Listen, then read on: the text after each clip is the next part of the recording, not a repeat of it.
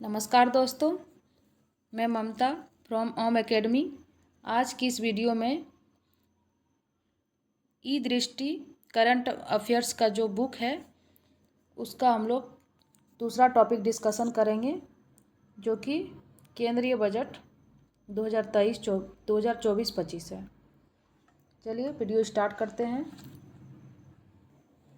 23 जुलाई 2024 को केंद्रीय वित्त एवं कॉरपोरेट कार्य मंत्री श्रीमती निर्मला सीतारमण द्वारा संसद में केंद्रीय बजट 24-25 को प्रस्तुत किया गया। देखिए, 23 जुलाई 2024 को जो प्रस्तुत किया गया, इसके पीछे कारण था कि मई से जून तक भारत में लोकसभा का चुनाव हो रहा था। ठीक है। बजट 24-25 जो है, इसमें कुल व्यय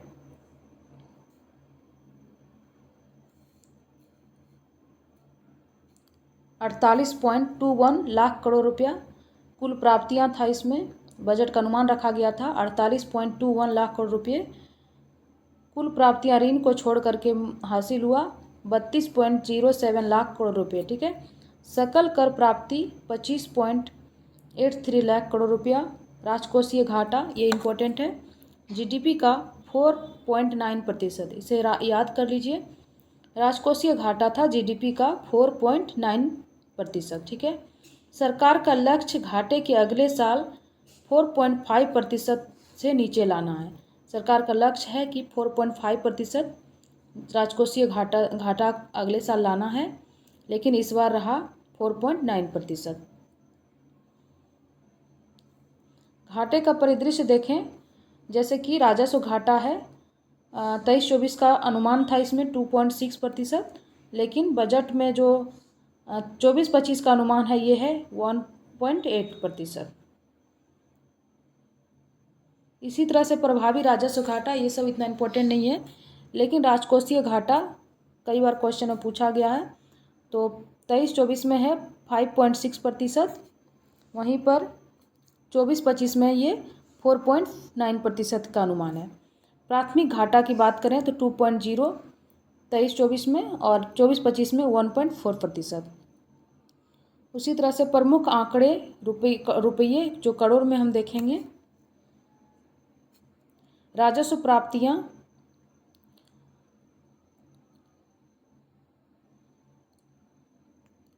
वास्तविक राजस्व प्राप्तियां 23-24 में 22-23 में कितना हुआ था, तो 23,83,206, जबकि 23-24 के बजट में अनुमान था 26,32,281। वहीं पे संशोधित अनुमान में इसे कुछ बढ़ा दिया गया था, यानी कि 26,99,713। और जो 24-25 का अनुमान है बजट में राजस्व प्राप्तियां 31,29,200। उसी तरह से पूंजीगत प्राप्तियां अलग अलग है दोनों में, तो हम लोग सिर्फ 24-25 का बजट का देख लेते हैं। कितना अनुमान रखा गया है, 16,91,312। ये सारा करोड़ में होगा। ठीक है। और कुल प्राप्तियां जो है अनुमान रखा गया है 48,20,512।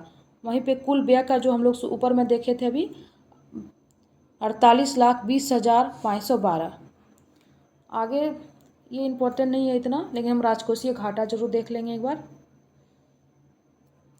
राजकोषीय घाटा की बात करें तो ये वर्ष वाइज है।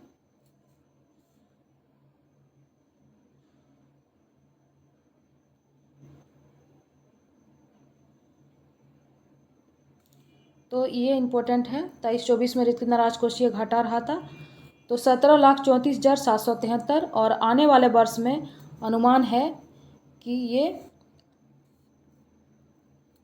16,13,312 रुपया राजकोषीय घाटा रहेगा, जो प्रतिशत में कितना हो जाएगा, 4.9%।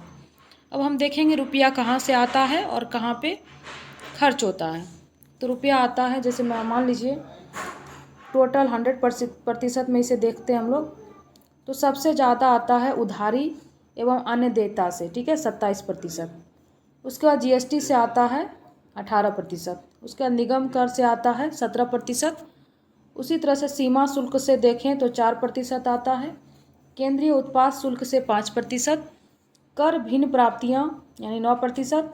ऋण भिन्न पूंजीगत प्राप्तियां से 1% आता है। तो सबसे ज़्यादा एक आयकर भी छूट गया था यहाँ, आयकर से 19% आता है।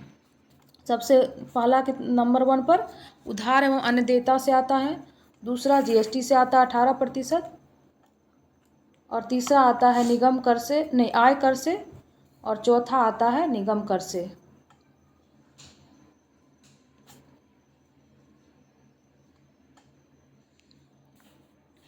वर्ष 2024-25 में विकसित भारत की दिशा में 9 बजट प्राथमिकताएं निम्न प्रकार से है।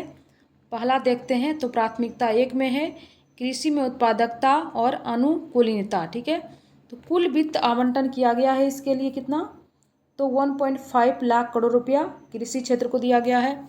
इसका लक्ष्य क्या क्या है, तो उच्च पैदावार व जलवायु अनुकूल किस्में, 32 कृषि संबंधित, 109 बागवानी संबंधित है। ठीक है, प्रमाण पत्र और ब्रांडिंग अगले 2 वर्षों में 1 करोड़ कृषकों को प्राकृतिक कृषि से जोड़ा जाना है। जैव आदान संसाधन केंद्र स्थापित करने का लक्ष्य है, 10,000 केंद्र स्थापित करने का लक्ष्य रखा गया है। वहीं पर प्राथमिकता 2 की बात करें तो रोजगार और कौशल प्रशिक्षण से संबंधित है ये। तो इसमें पीएम पैकेज यानी कि रोजगार संबंध प्रोत्साहन हेतु 3 योजनाएं इसमें शामिल है। कौन कौन सी देखते हैं। योजना क में है सभी औपचारिक क्षेत्रों में पहली बार रोजगार पाने वाले कर्मचारियों को 15,000 रुपये तक के 1 महीने की वेतन जिसे 3 किस्तों में दिया जाएगा। ठीक है, विनिर्माण क्षेत्र में रोजगार सृजन के लिए कर्मचारी और नियोक्ता दोनों को सीधे विनिर्दिष्ट स्केल पर प्रोत्साहन राशि उपलब्ध कराना, जो नौकरी के पहले 4 साल में दोनों के एफपीओ योगदान पर निर्भर करेगा। ठीक है, योजना गौ में नियोक्ताओं को सहायता, सरकार नियोक्ताओं को उसके ईपीएफओ योगदान के लिए 2 वर्षों तक अतिरिक्त कर्मचारियों पर 3,000 रुपये प्रत्येक महीना भुगतान करेगी। प्राथमिकता 3 की अगर बात करें तो समावेशी मानव संसाधन विकास और सामाजिक तथ्य के बारे में इसमें कहा गया है।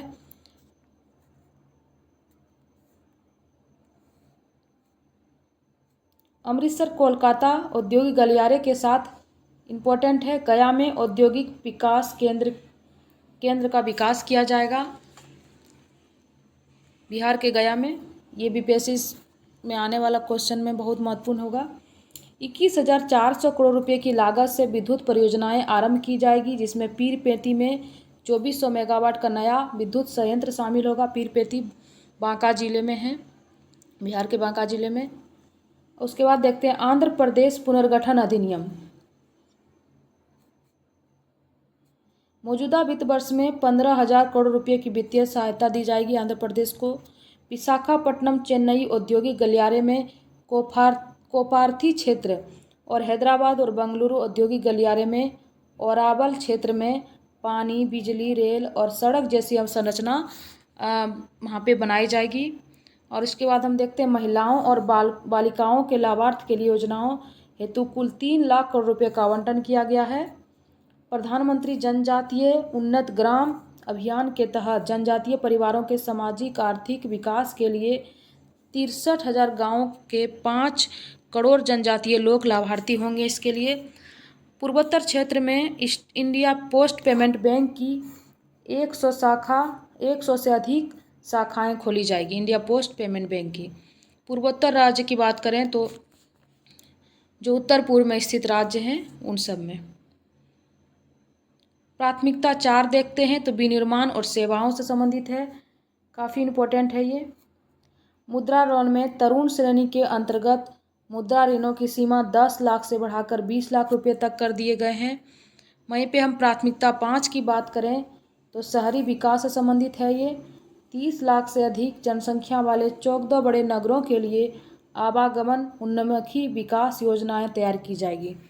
30 लाख से अधिक जनसंख्या वाले जो 14 बड़े नगर हैं उनके लिए आवागमन यानी कि जो ट्रांसपोर्ट की व्यवस्था है उन्मुखी विकास की योजना तैयार की जाएगी। शहरी आवास की बात करें तो इस बार प्रधानमंत्री आवास शहरी 2.0 के अंतर्गत 10 लाख करोड़ रुपये निवेश करके 1 करोड़ शहरी गरीबों और मध्यम वर्ग की आवश्यकता की पूरी की जाएगी। यानी कि 10 लाख करोड़ रुपया का इसमें निवेश होगा और 1 करोड़ शहरी गरीब और मध्यम वर्ग के लोगों की आवश्यकता को पूरी की जाएगी। प्राथमिकता 6 की बात करें तो ऊर्जा क्षेत्र संबंधित है।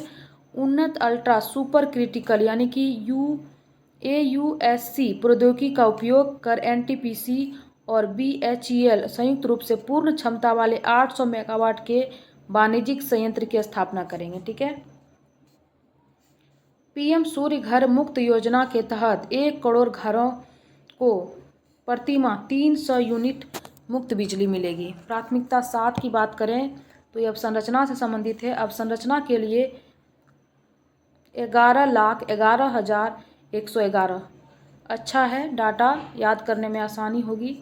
इतना है तो 11,11,111 का प्रावधान यानी कि GDP का 3.4% अवसंरचना के लिए दिया गया है। प्राथमिकता 7 में है ये। संसाधन आवंटन को सहायता प्रदान करने के लिए राज्यों को दीर्घ अवधि के लिए ब्याज मुक्त ऋण के रूप में 1.5 लाख करोड़ दिए जाएंगे। ठीक है। प्रधानमंत्री ग्राम सड़क योजना 25,000 ग्रामीण बसावटों के लिए 12 मासी सड़क संपर्क उपलब्ध कराने हेतु प्रधानमंत्री ग्राम सड़क योजना का चरण जो है ये चौथा आरंभ किया जाएगा। काफ़ी इम्पोर्टेंट है, चौथा चरण आरंभ किया जाएगा और 25,000 ग्रामीण सड़क को इससे जोड़ा जाएगा। सिंचाई और बाढ़ की बात करें तो कोसी मेची अंतर्राज्यीय लिंक और 20 अन्य चालू और नई योजनाएं जैसी परियोजनाओं के लिए 11,500 करोड़ रुपए की वित्तीय सहायता दी जाएगी। कोसी मेची ये बिहार में है और इसमें काफ़ी प्रत्येक साल इस बिहार के लोग इस कोसी नदी के बाढ़ से प्रभावित होते हैं। असम, सिक्किम, उत्तराखंड में बाढ़ प्रबंधन और संबंधित परियोजनाओं के लिए भी सहायता दी जाएगी। प्राथमिकता 8 की बात करें तो नव प्रवर्तन, अनुसंधान और विकास की बात की गई है।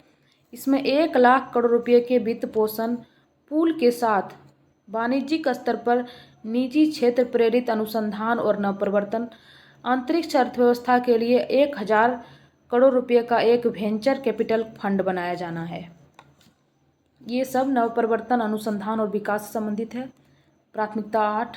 प्राथमिकता 9 की बात करें तो अगली पीढ़ी के सुधार यानी कि जैसे ग्रामीण भूमि संबंधी कार्य, सभी भूखंडों के लिए अन्यन भूखंड पहचान संख्या यानी कि कोई भी जो जमीन है उसका एक ID नंबर होगा, ये दिया जाएगा। ग्रामीण भूमि संबंधी कार्य, भारत में देखा गया है कि जमीन से संबंधित ज़्यादा विवाद होते हैं और कई बार लोगों की जान भी चली जाती है। शहरी क्षेत्रों में GIS मैपिंग के साथ भू अभिलेखों को डिजिटल किया जाएगा। वर्तमान स्वामित्व के अनुसार मानचित्रण उप प्रभाग के सर्वेक्षण किया जाएगा कि उस जमीन का वास्तविक मालिक कौन है, इस आधार पर उसका मानचित्रण किया जाएगा। नेक्स्ट देखते हैं हम लोग दोस्तों, प्रत्यक्ष कर का प्रस्ताव है इसमें। जैसे अनुपालन का बोझ कम करने के लिए उद्यमशीलता की भावना को बढ़ावा देने और नागरिकों को कर राहत प्रदान करना। ठीक है। पूंजीगत लाभ को तर्कसंगत बनाना, वित्तीय परिसंपत्तियों पर लघु अवधि के लाभों पर 20% कर लगेगा। सभी वित्तीय और गैर वित्तीय परिसंपत्तियों पर दीर्घ अवधि के लाभों पर 12.5% कर लगेगा। वित्तीय परिसंपत्तियों पर पूंजीगत लाभ की छूट सीमा जो है 1.25 लाख रुपये प्रतिवर्ष किया गया है। रोजगार और निवेश की बात करें तो निवेशकों के सभी वर्गों के लिए एंजल कर समाप्त कर दिया जाएगा। घरेलू क्रूज चलाने के लिए अधिक सरल कर व्यवस्था होगी। विदेशी खनन कंपनियों जैसे कि अपरिष्कृत हीरे बेचने वालों के लिए सेफ हार्बर दरों का प्रावधान करना। विदेशी कंपनियों पर कॉरपोरेट कर की जो दर है 40% से घटाकर 35% कर दी गई है। तो विदेशी कंपनियों पर जो कॉरपोरेट कर जो था पहले लगता था 40%, वो अब घटाकर 35% कर गई है। इम्पोर्टेंट है, इसे हम लोग को नोट करना चाहिए। प्रमुख स्कीमों के लिए आवंटन रुपये जो है ये करोड़ में हम देखते हैं, जैसे कि बहुत इम्पोर्टेंट स्कीम है, एक्ट है एक प्रकार से मनरेगा। इसके लिए बजट आवंटन है 86,000 करोड़ रुपये, ठीक है। उसी तरह सौर ऊर्जा ग्रिड के लिए 10,000 करोड़ रुपये, सेमीकंडक्टर का विकास और डिस्प्ले के निर्माण में 6,903 करोड़ रुपये। आगे देखते हैं IDEM स्कीम के अधीन क्रेडिट लाइन के लिए 3,849 करोड़ रुपये। उसी तरह नाभिकीय ऊर्जा परियोजनाओं के लिए 2,228 करोड़ रुपये। प्रत्यक्ष लाभ अंतर्गत LPG के लिए दिया गया है, यानी कि जो LPG में सब्सिडी मिलता है उसके लिए 1,500 करोड़ रुपये। अनुसंधान और विकास परियोजना के लिए 1,200 करोड़ रुपये। औषध उद्योग के लिए PLI 2,143 करोड़ रुपये। सबसे ज़्यादा हम देखें तो मनरेगा में दिया गया है 86,000 करोड़ रुपये। उसके बाद सौर ऊर्जा ग्रिड को दिया गया है, ये भी इम्पोर्टेंट है दोस्तों। प्रत्यक्ष लाभ अंतरण यानी कि DBT के माध्यम से LPG में जो सब्सिडी दी जाती है ये 1,500 करोड़ रुपये है। रुपया कहाँ जाता है, जैसे हम लोग देखे थे कि रुपया कहाँ कहाँ से आता है, तो उसी तरह से हम लोग देखेंगे कि रुपया जाता कहाँ है। सबसे ज़्यादा रुपया जाता है ब्याज की भुगतान में, ठीक है, 19%। नहीं, उससे पहले हम देखते हैं कि करों एवं शुल्कों में राज्य की हिस्सेदारी। सबसे ज़्यादा रुपया 21% यहाँ जाती है। उसके बाद दूसरा नंबर में है ब्याज के भुगतान में, 1 नंबर हो गया, ये 2 नंबर हो गया। उसी तरह तीसरा नंबर देखें तो केंद्रीय क्षेत्र के स्कीम जो हैं जैसे रक्षा और सब्सिडी पर पूंजीगत परिव्यय को छोड़ करके यहाँ जाती है 16%। उसी तरह सब्सिडी पर हम देखते हैं तो 6% है, रक्षा पे 8% है, वित्त आयोग और अन्य अंतरण जो है 9% है, केंद्रीय प्रायोजित योजनाओं पर 8% और अन्य व्यय पर 9%, पेंशन में 4%, ठीक है। तो करों एवं शुल्कों में राज्य की हिस्सेदारी सबसे अधिक है 21%। उसके बाद ब्याज भुगतान पर 19% है।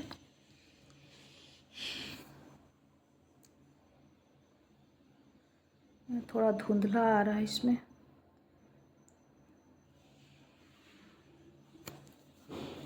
प्रमुख मदों के लिए व्यय देखें तो ये इसमें को लग रहा है एविएशन के क्षेत्र में होगा ये, यानी कि विमानन के लिए 4,54,773।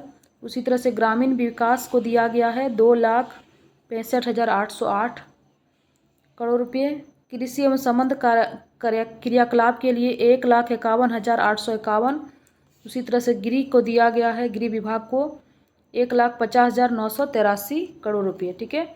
शिक्षा के देखें तो शिक्षा में है 1,25,638। सूचना प्रौद्योगिकी दूरसंचार के लिए 1,16,342। उसी तरह स्वास्थ्य में 89,287। ऊर्जा में 68,669। समाज कल्याण के लिए 56,501। वाणिज्य और उद्योग के लिए 47,569। इसके साथ ही बजट को हम यहीं पे समाप्त करते हैं दोस्तों। अगला टॉपिक हम नेक्स्ट वीडियो में देखेंगे। धन्यवाद।